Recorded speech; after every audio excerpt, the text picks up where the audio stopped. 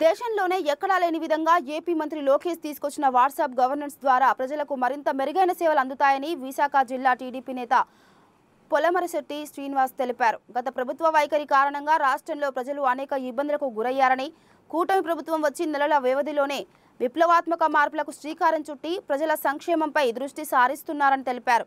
జగన్ అక్రమాలతో రాష్ట్రంలో ఆర్థిక వ్యవస్థ గాడి తప్పిందని, దాన్ని కూడా చంద్రబాబు ప్రక్షాళన చేసి సూపర్ 6 పథకాలను సమర్థవంతంగా అమలు జరిగేలా కృషి చేస్తున్నారని తెలిపారు. మన చరవాణి ద్వారానే ఏదైతే మన చేతిలో ఉన్నటువంటి వాట్సాప్ ద్వారా, ఈ యాప్ ద్వారానే అన్ని సేవలు పొందేటువంటి అవకాశం కల్పించినటువంటి ప్రభుత్వానికి ధన్యవాదాలు తెలియజేస్తా ఉన్నాం. లేనటువంటి ఎవరూ లేరు. ఎందుకంటే ఏదో ఒకళ్ళిద్దరు ఉన్న తప్ప ప్రతి ఒక్కరు చదువుకున్నారు.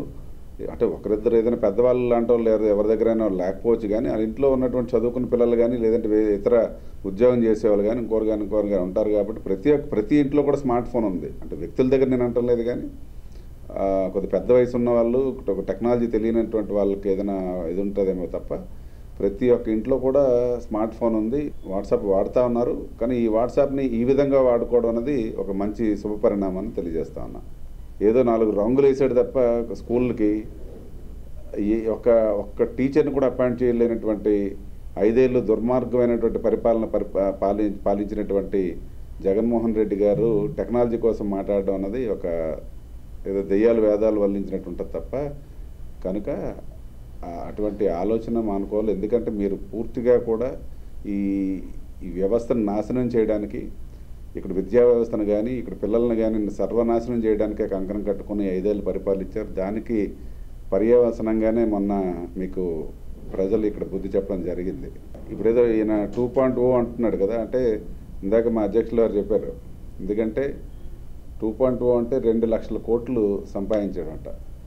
గతంలో 1.0 అని వచ్చాడు కదా, ఆ టైంలో 1,00,000 కోట్లు. అంటే ఆయన ఉద్దేశం ఏంటి? 2.0 అంటే 2 లక్షల కోట్లు మొన్న సంపాదించినటువంటిది. గతంలో ముఖ్యమంత్రికి రాష్ట్రాన్ని సర్వనాశనం చేశారు, ప్రజలందరికీ అన్యాయం చేశారు. ఇప్పుడు కనీసం మీ ప్రాంతానికి మీరు ఒక శాసనసభ్యులుగా ఉన్నారు. అదేవిధంగా మీ పార్టీలో ఇంకో మిగతా 10 మంది శాసనసభ్యులు ఉన్నారు. ఇది ఒక మంచి ప్లాట్ఫామ్. ఏదైతే శాసనసభ ఉందో ఆ శాసనసభలో మీకు అవకాశం ఉంది, వచ్చి మాట్లాడాల్సినటువంటి అవసరం ఉంది. కానీ మీరు గతంలో 5 ఏళ్ళు చేసినటువంటి తప్పులు ఎక్కడైతే బయటపడతాయో అక్కడికి వెళ్తే మేము బయటపడతాయన్న ఆలోచనతో మీరు కనీసం శాసనసభకు కూడా రాలేనటువంటి పరిస్థితి. మీకు ప్రతిపక్ష హోదా కావాలంటారు. ఎవరో ఇస్తే కాదండి, ప్రజలు ఇవ్వాలి. ప్రజలు మీకు ఆ మ్యాండేటరీ ఏదైతే ఉందో ప్రజలు మీకు 11కి పరిమితం చేశారంటే మీరు ప్రతిపక్ష నాయకుడు కూడా అనర్హుడని.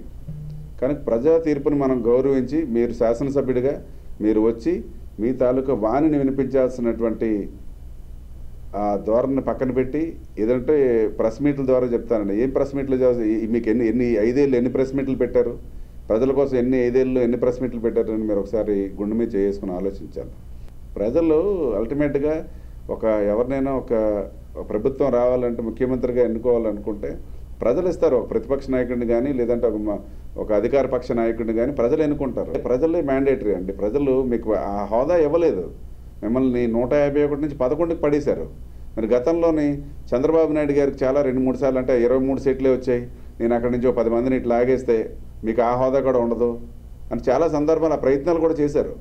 ఈ రాష్ట్ర ప్రజల్ని కూడా కష్టాలకి నష్టాలకి గురి చేసి ప్రతి ఒక్కరిని కూడా ఏ వర్గాలు కూడా సుఖంగా లేకుండా అన్ని వర్గాల వారు కూడా చాలా బాధతో ఉండే, మరి మీకు అవకాశం వచ్చినప్పుడు ఆ ఓటు అనే ఆయుధం ద్వారానే మీకు బుద్ధి చెప్పారు.